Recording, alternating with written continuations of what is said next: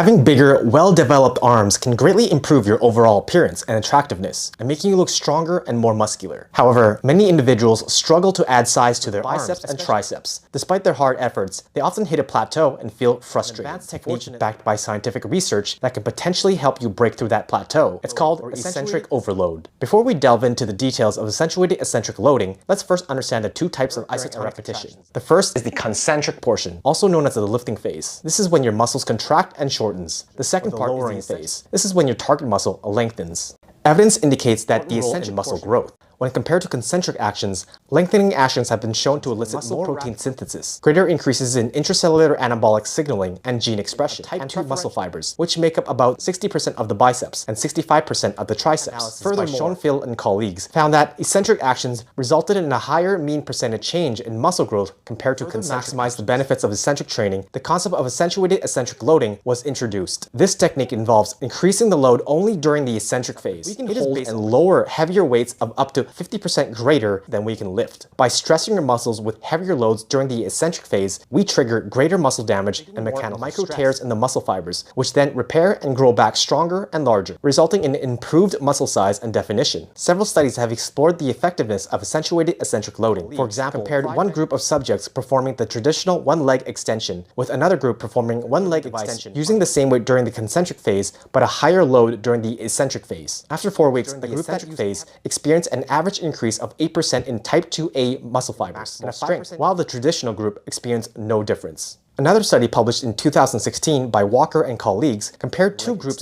with one group using a 40% greater load during the eccentric phase compared to the concentric phase. The group applying the accentuated eccentric loading experienced greater increases in work capacity, muscle activation, force production, and muscle growth in the middle part of the quadriceps. Furthermore, implemented eccentric overload using flywheel devices found greater growth in the quadriceps muscles. While the research on accentuated eccentric loading remains limited, Brad Schoenfeld, a renowned scientist and researcher on muscle hypertrophy, states that eccentric overload is a promising technique for enhancing muscle growth based on the current evidence. Despite its potential, majority of people avoid it due to the inconvenience of having to find a spotter and the fear of potential injuries. Fortunately, I've developed innovative and safe methods that enable you to incorporate accentuated eccentric loading without relying on a spotter. In fact, I'll guide you through 6 best bicep exercises that you can perform by yourself. Let's begin with bicep exercises. Diving into the first exercise, we have the concentration curl. Start by selecting a dumbbell that is slightly heavier than your 1 rep max. 1 rep max refers to the maximum weight you can lift for a single repetition. Take a seat on a bench, grab the dumbbell with your working arm and rest your upper arm against your thigh. To initiate the curl, use your non-working hand to assist the working arm in lifting the weight from the wrist. Once you reach the top, release the non-working arm and slowly lower the dumbbell back down for a duration of about 2 seconds. Throughout the entire exercise, focus on keeping your arm perpendicular to the ground. Repeat for reps until failure. Next up is the incline bench preacher curl. Begin by selecting a dumbbell max. Position your arm on the bench, ensuring the armpit is resting on the end of the bench. Using your non-working arm to assist, curl the dumbbell towards your chin. Remove your non-working arm. Slowly lower the dumbbell back to the starting position. Repeat this exercise until you reach failure. Maintain proper form by avoiding any backward lean or shoulder movement. It's important to note that performing this exercise on a preacher curl bench is not recommended, since a heavy dumbbell can lead to overextension at the elbow and potential injury.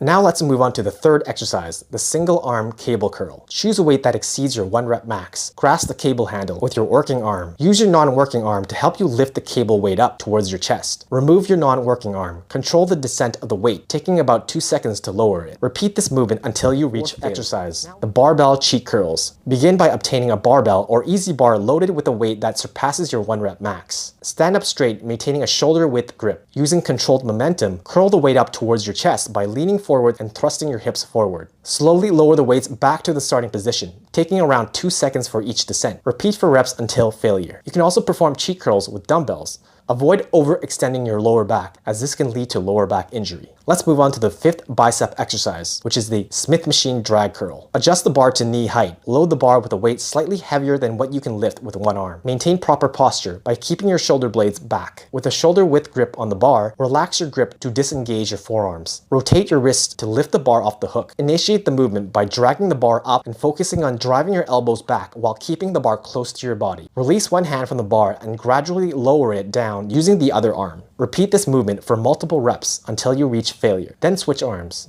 Lastly, we have the preacher curl machine. Select the weight that exceeds your 1 rep max for a single arm curl using both arms. Once you reach the top of the movement, lower the weight down using only one arm, focusing on the eccentric phase. Repeat for reps and then switch arms.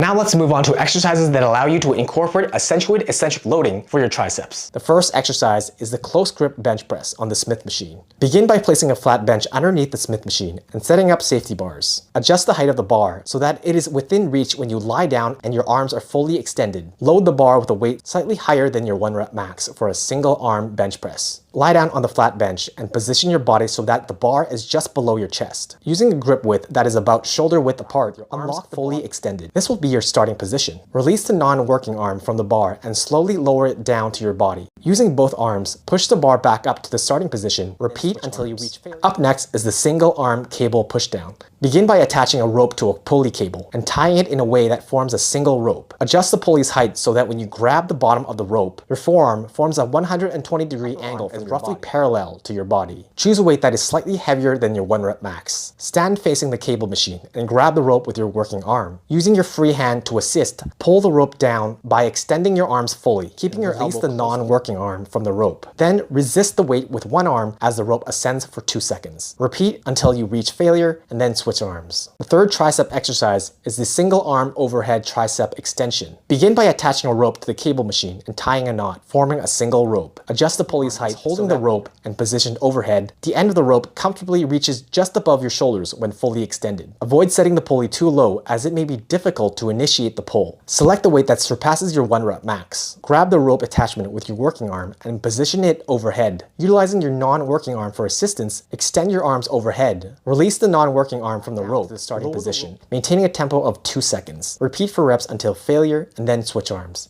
Now let's move on to the tricep extension machine, our final exercise. Choose a weight that exceeds your 1 rep max. Lift the weight by extending both arms and then lower the weight with one arm. Repeat for reps.